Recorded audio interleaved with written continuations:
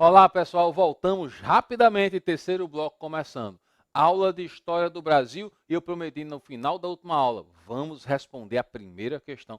Finalmente, André. Começando por ela. Vamos fazer a leitura. Pessoal, explicamos agora há pouco essa sequência. Faz a pirâmide, distribui as letras dos presidentes da República, observa uma crescente e depois uma decrescente do regime.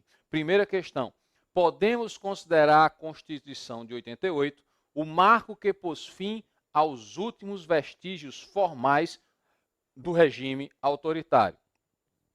A abertura iniciada pelo general Geisel em 74 levou mais de 13 anos para desembocar em um regime democrático. Boris Fausto, História do Brasil, São Paulo, 1995, página 526. Considerando o trecho do texto apresentado acima, julgue certo ou errado o seguinte item. O governo Geisel iniciou a liberalização do regime militar, a chamada distensão, de modo controlado com o objetivo de construir uma democracia conservadora. O item está correto.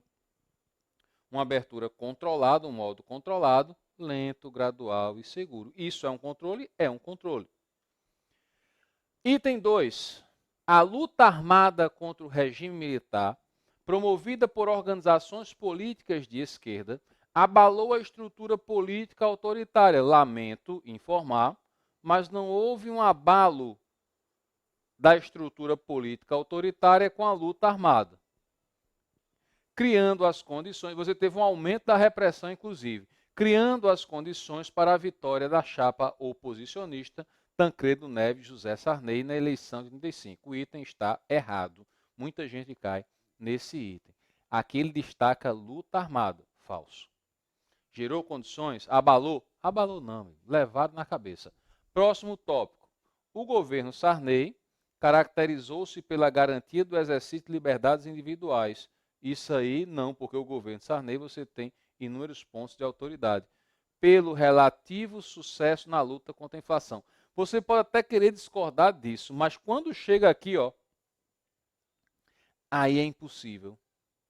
Relativo sucesso da luta contra a inflação. Daqui a pouco a gente fala sobre o governo do cidadão José Sarney, mas fique certo, quando se fala em inflação alta, quando se fala em inflação pegada, daquela valendo, André, o que é inflação valendo? Porque eu não sei, porque eu tenho 25 anos de idade, 4% da inflação valendo? Não, amigo.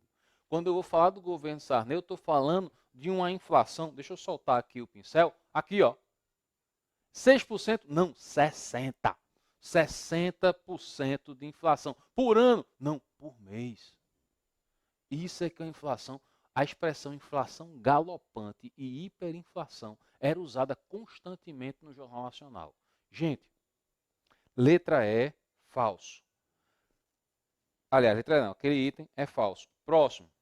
Ao longo de todo o governo Geisel, o país viveu o chamado milagre brasileiro, um crescimento significativo do PIB que facilitou o processo de abertura política. Você assistiu a aula, você está assistindo a aula, digo, você de imediato já sabe a resposta, porque você fez a base, Castelo Branco, Costa e Silva, Médici, Geisel, Figueiredo. Aqui está Geisel. Milagre, Médici. O item está errado. É para isso que serve a pirâmide, ok? Crescimento significativo do PIB, Médici. Está certo? Processo de abertura, sim, Geisel, mas aqui já está errado. Beleza, galera? Só fazendo aqui a conferência, certo, errado, errado, errado. Vamos observar o que tem a seguir. Segunda questão. Sobre o período da ditadura militar no país, assinale certo ou errado. A ditadura militar no Brasil foi um regime instaurado em 1º de abril de 64, 1º de abril de 64, e que durou até 15 de março de 85, sob o comando de sucessivos governos militares. Até aqui é como se ele tivesse pegado de um livro de história. De caráter autoritário e nacionalista, teve início com o golpe militar que derrubou o governo de João Goulart. Quem caiu foi João Goulart? Foi. Tem um caráter autoritário, está dizendo ditadura, sim. e nacionalistas, sim. O qual também foi colocado na presidência do país com um golpe militar. Para tudo. João Goulart, o qual também foi colocado na presidência do país com um golpe militar. Isso está errado. Por quê? João Goulart, ele era vice-presidente de Jânio Quadros, eu falei aí no primeiro bloco. João Goulart, vice-presidente de Jânio Quadros. Com a renúncia de Jânio Quadros, João Goulart, ele assume a presidência do Brasil. Na fase inicial com poderes limitados, porque o parlamento, contrariando a Constituição ou violando a Constituição, ele coloca um parlamentarismo e ele vai ficar engessado durante muito tempo. Ele assume em 63 e ele é tirado do poder através de um golpe, mas ele não chega ao poder através de um golpe. O item ele está errado por causa do seu desfecho final. Outra coisa, próximo item. O regime militar acabou quando José Sarney assumiu a presidência da República, o que deu início ao período conhecido como Nova República, ou Sexta República. O item está correto. Talvez o ponto mais difícil da questão seja esse, porque pouca gente aí escuta falar nesse termo Sexta República, só o pessoal bem mais velho. O regime militar adotou uma diretriz nacionalista, desenvolvimentista e de apoio ao comunismo. Sublinho isso aqui. O regime militar não colocou uma política de apoio ao comunismo. Fique certo disso. Apoio ao comunismo. O item já está errado. Verificando o restante, a ditadura atingiu o auge de sua popularidade na década de 70. 70 é o governo Médici, sim. Eita, é a Copa de 70, Médici atingiu o auge nesse período, com o chamado milagre econômico. Milagre econômico, Copa do Mundo 70, milagre, popularidade, Médici, milagre econômico. No mesmo momento que o regime censurava todos os meios de comunicação do país e torturava e exilava dissidentes. Daqui para baixo, está tudo certo. A bronca é aqui, ó.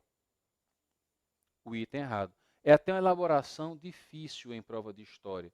Ele começar com uma abertura equivocada, falsa, e o desfecho está verdadeiro. Geralmente, quando começa errado, termina errado.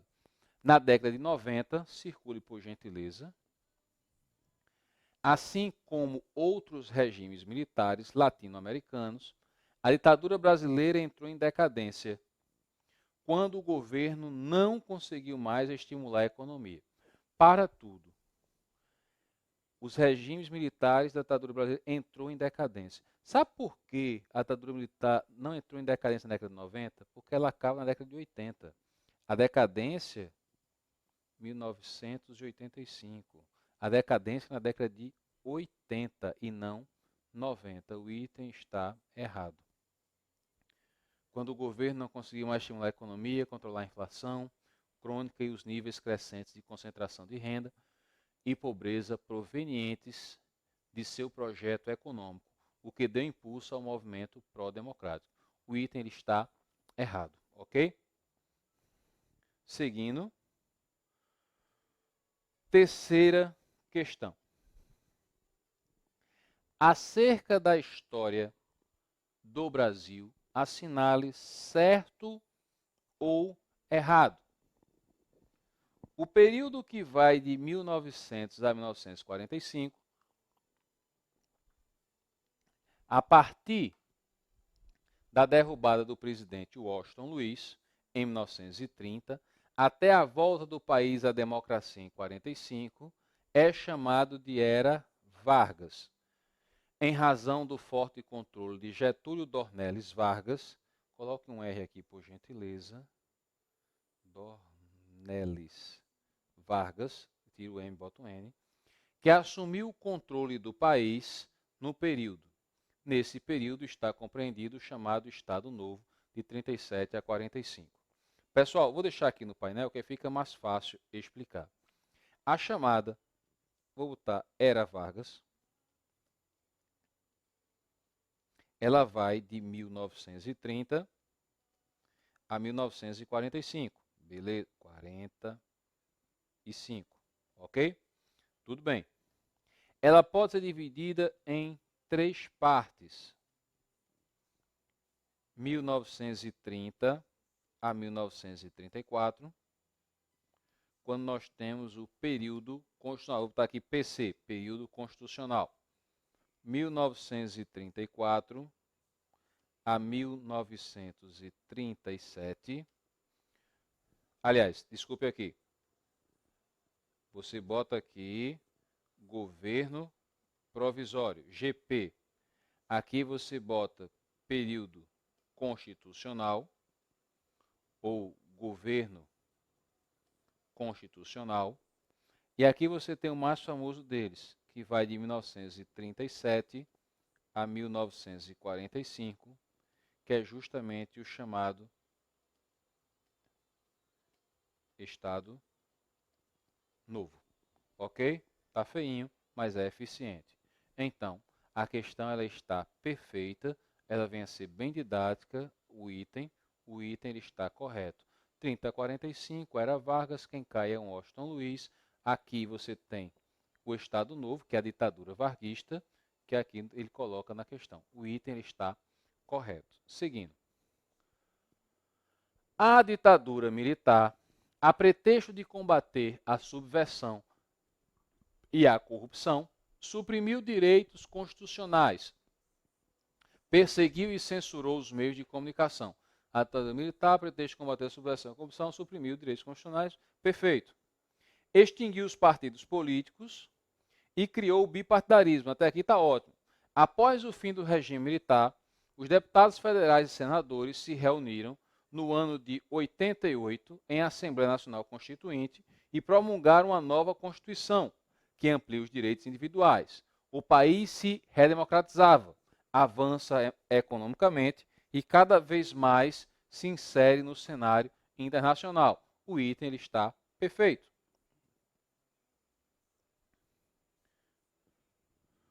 Em 15 de novembro de 1889, ocorreu a proclamação da República pelo Marechal Deodoro da Fonseca, destacamos no início da nossa aula. E teve início a República Velha, também falamos isso na nossa aula, que vai de 1889,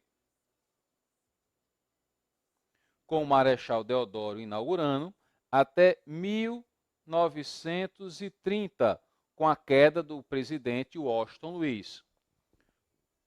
Ou, como você queira, cai Washington Luiz, chega Getúlio Vargas ao poder. Até aqui, tudo em ordem. Seguindo. A partir daí, tem destaque na história brasileira a industrialização do país, sua participação na Segunda Guerra Mundial, ao lado dos Estados Unidos, e o golpe de 64, quando o general Castelo Branco assume a presidência.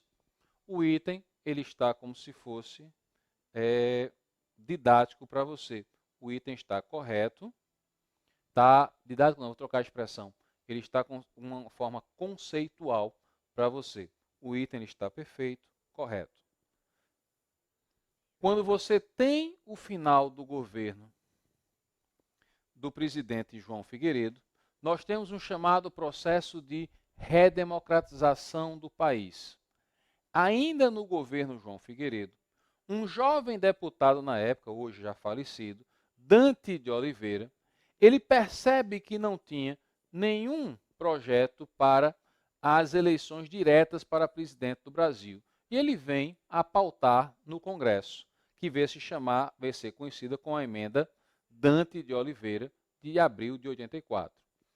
Essa dinâmica de redemocratização, ainda durante o governo João Figueiredo, começa discretamente em 83 e ganha vulto em 84. E o que é que nós temos nesse momento? Uma campanha nas ruas, onde você vai ter comícios com mais de 500 mil pessoas, pasmem, vai ter comício com mais de 1 milhão de pessoas, e você vai ter mobilização em todas as capitais desse país, onde o povo manifestava a sua intenção de querer votar, de querer escolher o seu presidente. E diga-se de passagem, essa mobilização ela foi intensa, foi uma campanha bonita de se ver nas ruas. Ora, a emenda precisava ser votada pelo parlamento, uma grandiosa mobilização popular. O governo de Figueiredo ele vem colocar estado de emergência nas vésperas da votação, de forma vergonhosa, vou dizer, de forma vergonhosa, inúmeros deputados não se fazem presente numa das mais importantes votações do parlamento durante o século XX. Isso é fato.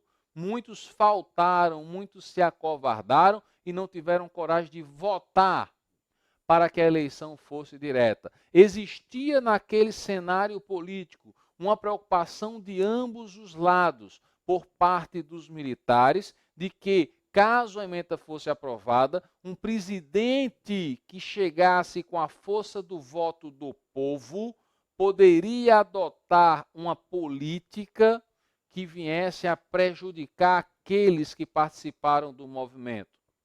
Do outro lado, existia preocupação, André, por parte dos políticos de oposição também. E eu digo por quê?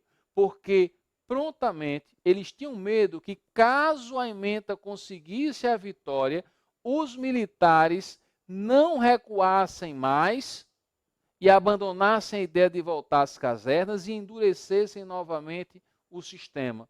Esse era o fato, a preocupação era de ambos os lados. Nenhuma rede de TV, nada foi gravado durante essa votação. Nós não temos um áudio, nós não temos uma filmagem, nós não temos um momento desse evento dentro do parlamento. A população esperou ansiosa, os debates começaram de manhã e foi até altas horas da noite.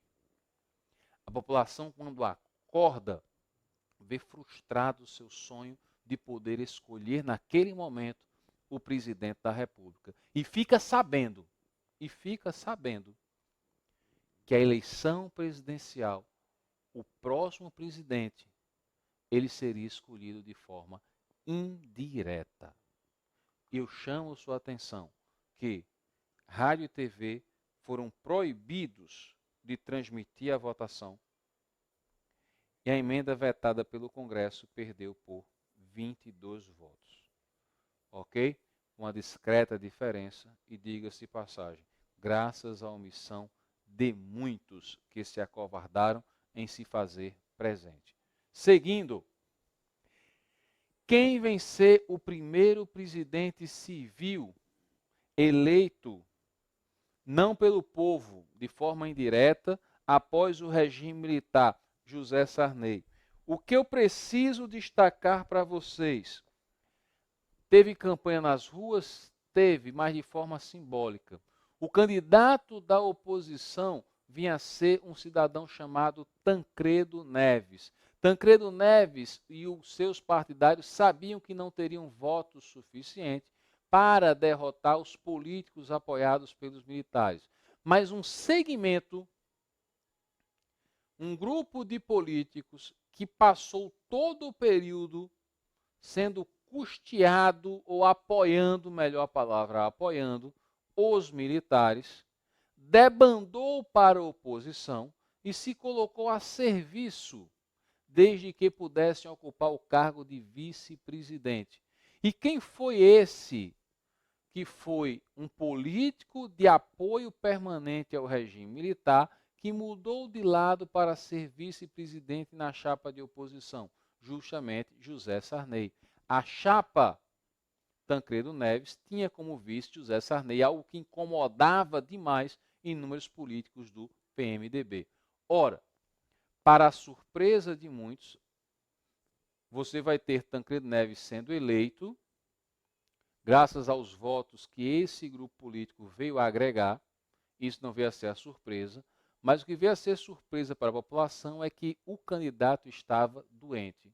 Foi internado, pouco tempo depois de ser eleito, e vem a definhar no hospital, se não me engano, com diverticulite aguda, e vem a falecer pouco tempo depois. Ora, quem assume a presidência da República, você procurar fotos na internet, da posse de José Sarney, foi justamente um político que representou no parlamento esse regime que o povo sonhava descartar, sonhava derrubar. Ora, você tem Sarney chegando à presidência da República, uma inflação no Brasil em torno de 23%, 24%, uma população insatisfeita e ansiosa com essa redemocratização.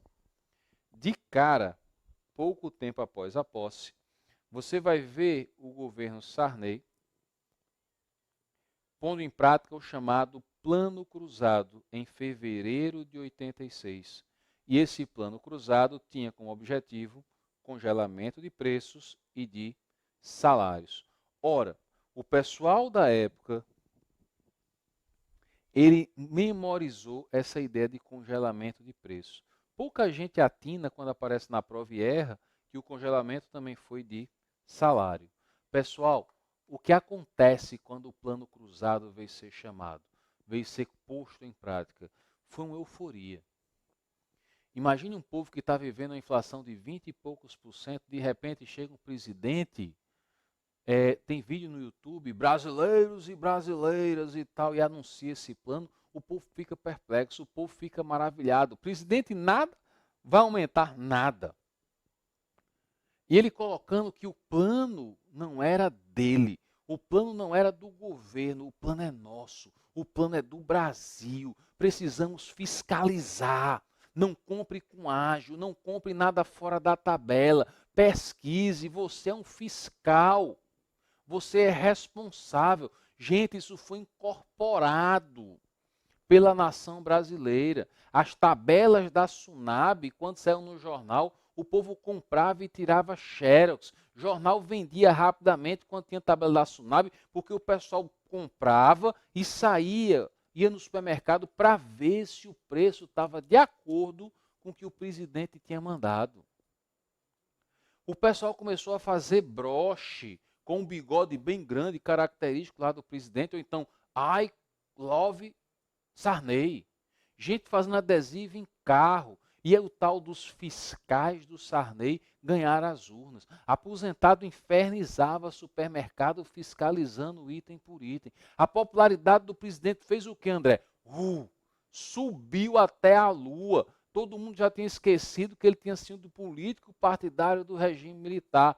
Quando chega as eleições para governador, um único estado, coincidentemente, né, Schwarza, tem 2 ou 3 alunos assistindo a aula desse estado.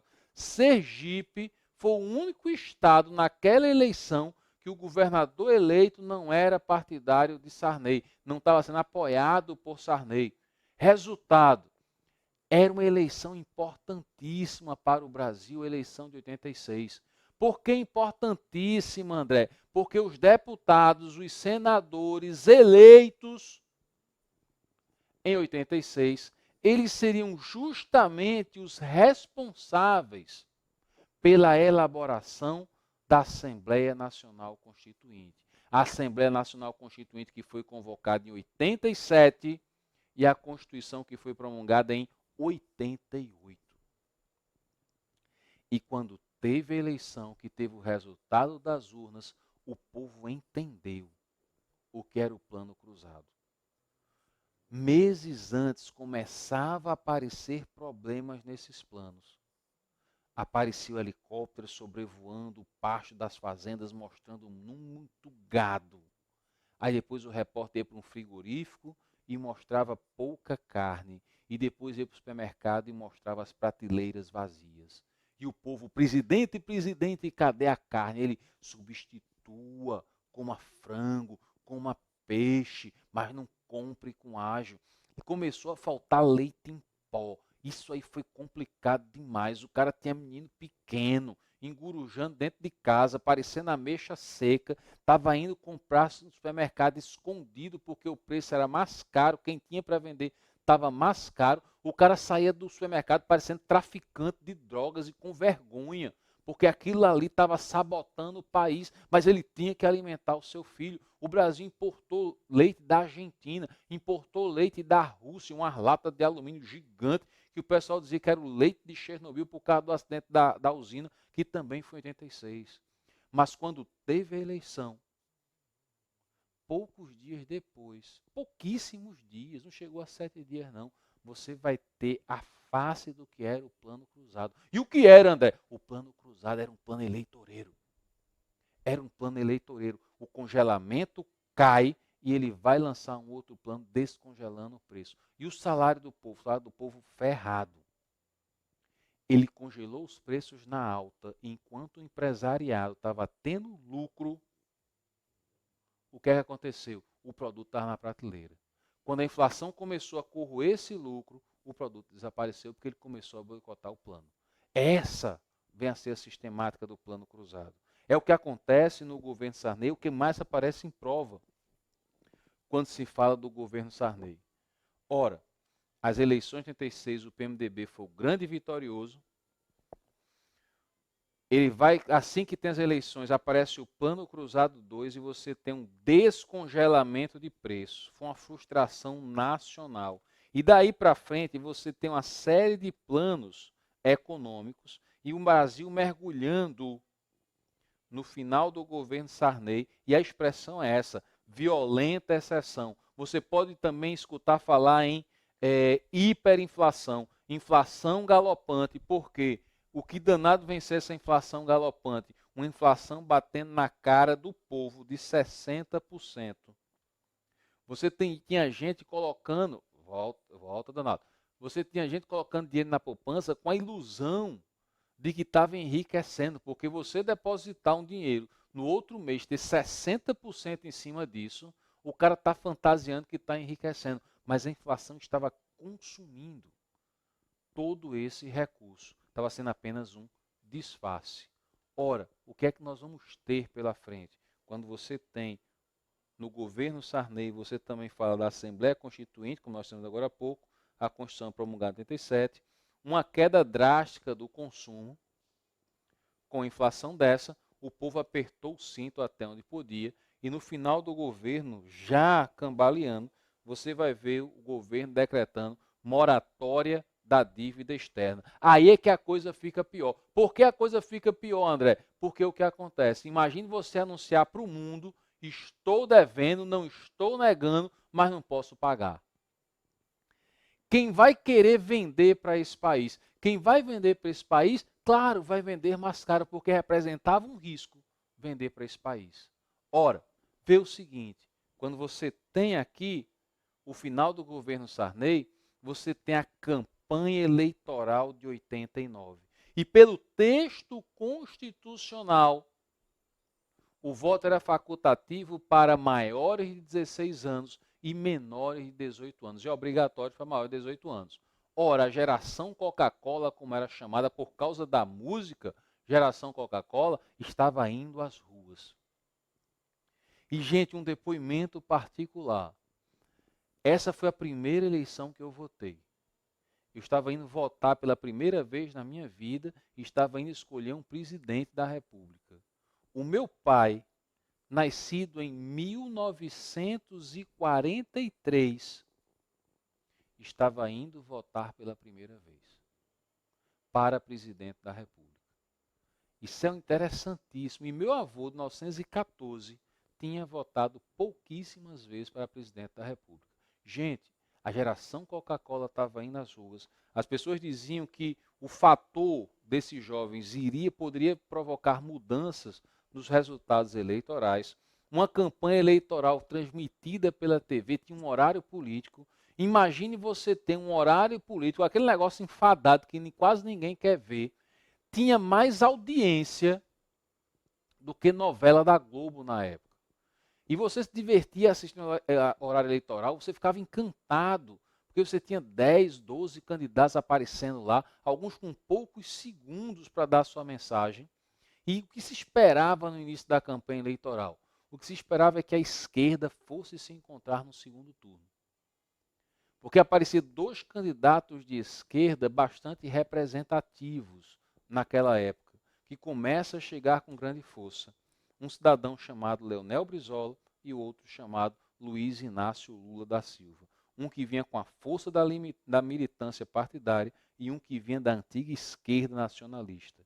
Mas aparece um jovem governador de Alagoas roubando a cena com a mega campanha eleitoral fantástica do ponto de vista midiático, chamado Fernando Collor de Mello, que consegue emplacar a materialização de novos valores. Ora, para falar sobre isso, a gente volta já já, porque o cronômetro já disparou, mas ainda tem aula pela frente. Valeu, pessoal!